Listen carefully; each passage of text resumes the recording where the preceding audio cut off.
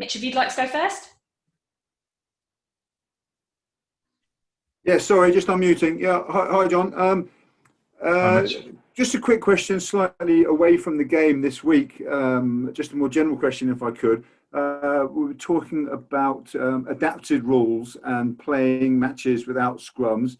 What's your view on that? And are you concerned, bearing in mind the struggle that lots of clubs already have for props, that it could be a real blow for recruitment and retaining of front row players throughout the game?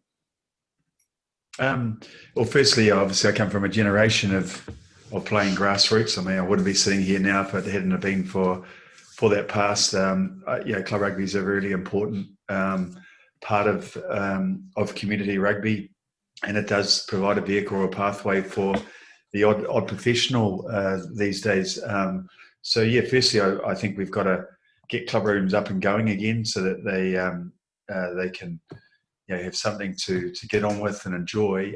Should that be a modified game initially, all for it. But when the time is right to go back to the way rugby should be played, including the model that's always had scrums, then that's important. The game's made up of all those characters from the front row. I've got many stories of sitting in the back of the bus with front rowers who are generally the most humorous within the team. Well, they usually think they are. And looking ahead to this week's game, obviously that's a focus for Georgia. How excited are you to be going out there for a real kind of head-to-head against a really strong scrumming side? Yeah, Georgia is going to be a really tough game. We're focused on working hard on all aspects of our game, but obviously there's key areas which you mentioned around the scrum. So we're really looking forward to that challenge. Again, it's the pride and the privilege of playing for England, and especially at home, is important. We want to make sure that we continue to put smiles on people's faces during this tough time for the country. And we start a new tournament, and we want to win that tournament, that cup, and we want to build on our previous success.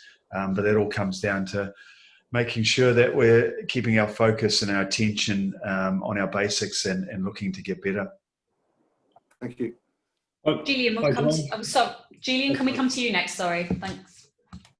Hello, John. I just wondered, what was your reaction when you heard Eddie talking about deploying a ninth forward, and was that something he raised with you before he raised it with us?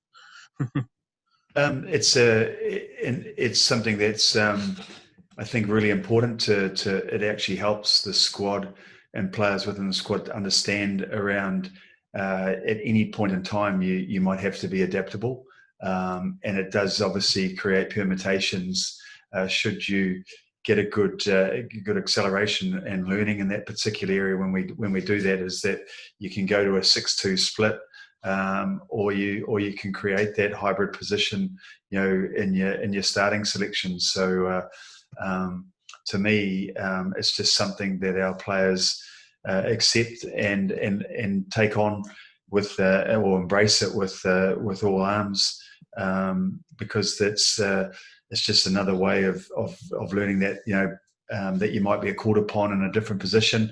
You only have to look at the number of cards that were presented, say in the last rugby championship match between New Zealand and Australia. There's so many situations now where you're without players in positions, so people have to be adaptable. So just in case that situation occurs for us. And how does that change things from your perspective in terms of defence? Clearly,